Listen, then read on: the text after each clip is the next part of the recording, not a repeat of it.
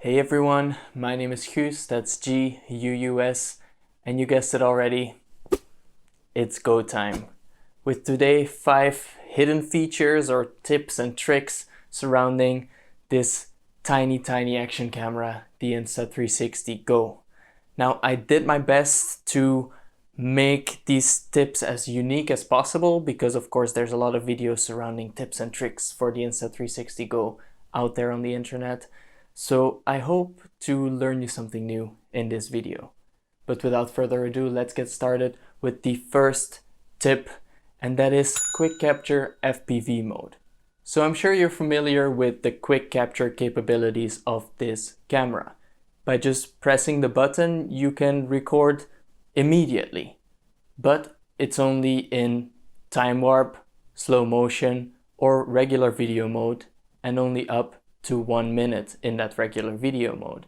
If you want to record for longer in what they call FPV mode, which goes up to 5 minutes, you have to first turn on the camera and then record in FPV mode, which is a little bit tricky if you're on the go and you want to do things quickly. But don't worry, because there is a relatively quick way to actually access FPV mode. What you're going to want to do is you go to your Go button settings on the app after connecting the Go to your phone, then turn off quick capture mode. And under the one push option, simply select FPV mode. You do this by selecting standard video and then 5 minutes, or FPV mode it should say. And then what you can do is you can just simply press the button, the Go will turn on, give it a couple of seconds to turn on properly, press the button again, and now you are recording in FPV mode. Now, after 5 minutes, the Go will automatically stop recording and turn itself off. If you want to stop recording before those 5 minutes are over, simply press the button again. But in this case, the Go won't turn itself off immediately, so you can wait for 30 seconds and the Go will turn itself off, or just hold the button for a couple of seconds again, and you will feel a long buzz, which means that the Go has turned itself off. Now, I feel like I have to quickly point out that this camera was not officially designed for FPV mode.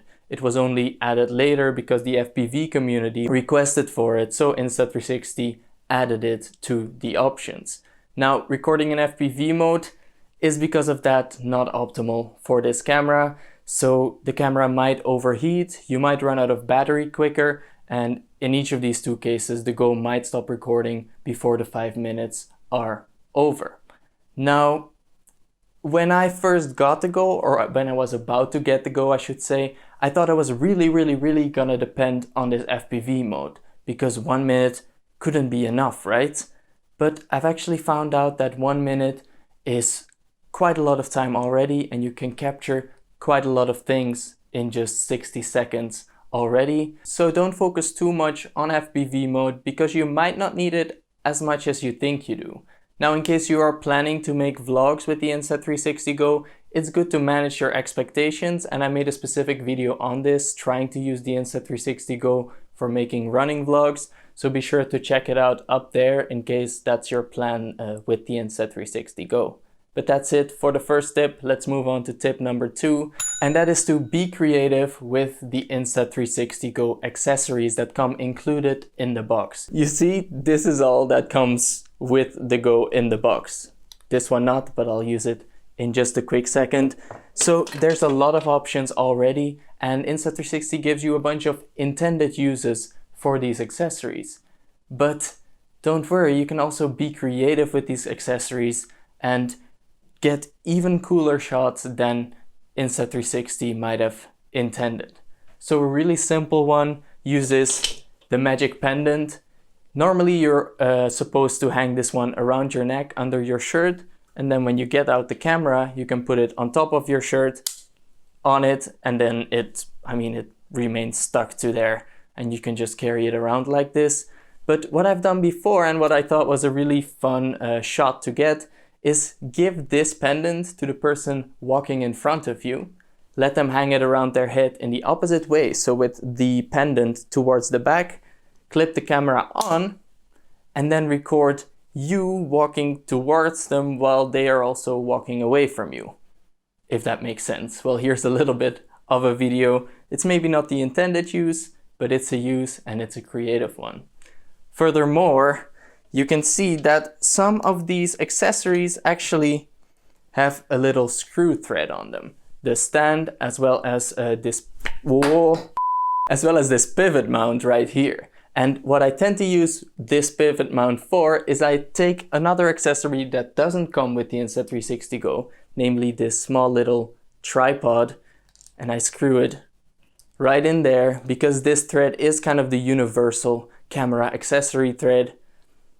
And then I use this, and I take this with me on most of my runs. And if you've been subscribed to my channel, you've seen that I've managed to get some pretty nice and creative shots with this combo by itself. So just be aware of the fact that you can combine the accessories that came with the Go with this screw thread with other accessories for other cameras, and you can get some really cool shots doing so. Oh, and did you know that Insta360 themselves also make some other accessories for the Go that you can get from them?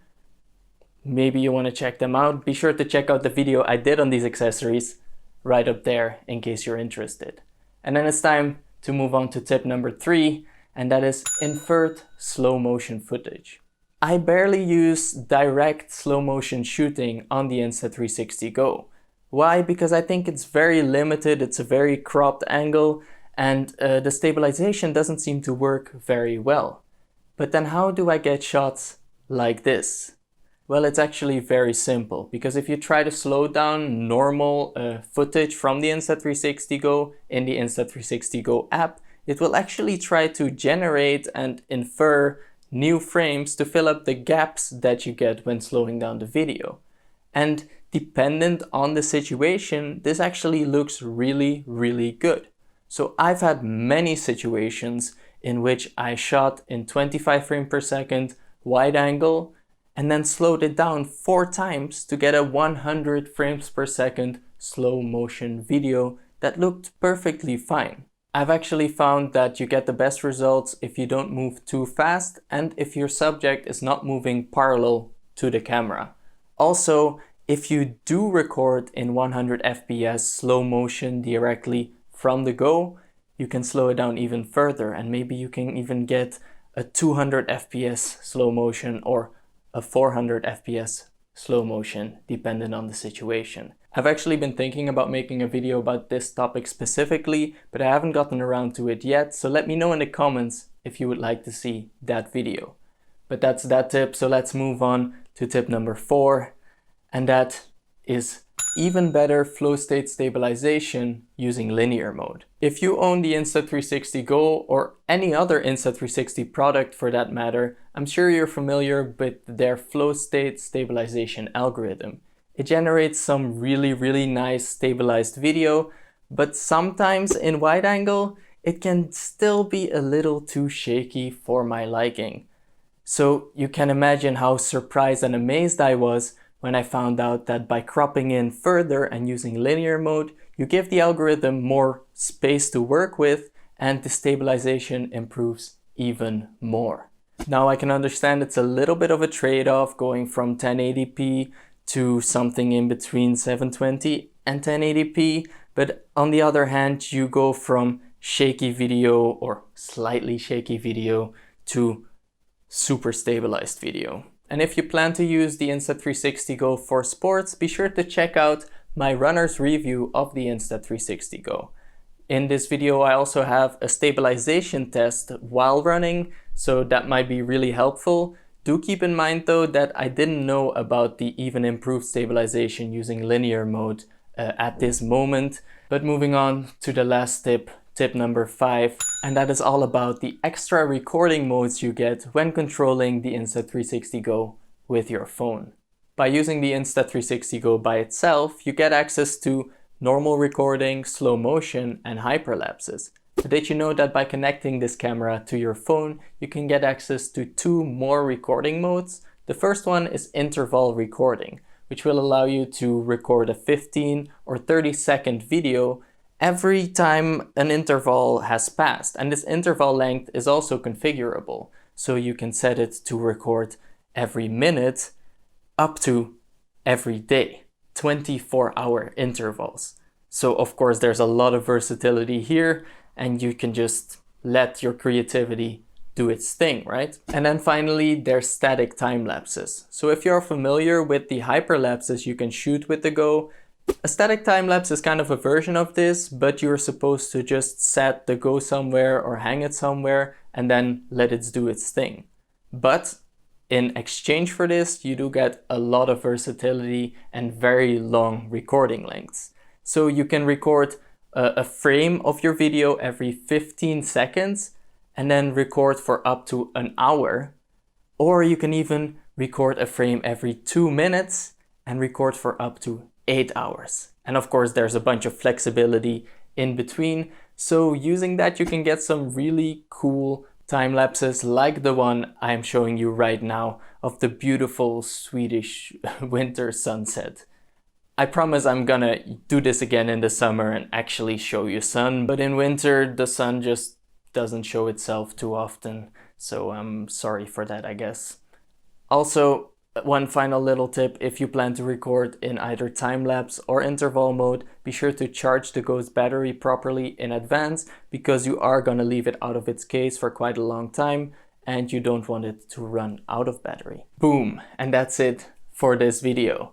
5 tips or tricks or hidden features about the Insta360 Go. If you thought they were useful, let me know in the comments down below which one you thought was the most useful, I guess. Also, while you're down there, be sure to like this video as well. If you're interested in more Go content, or in general just tech content combined with a lot of running, be sure to check out my channel and also stick around by subscribing. But thank you so much for watching. You just keep on rolling, and you'll see me again in the next one. Bye-bye.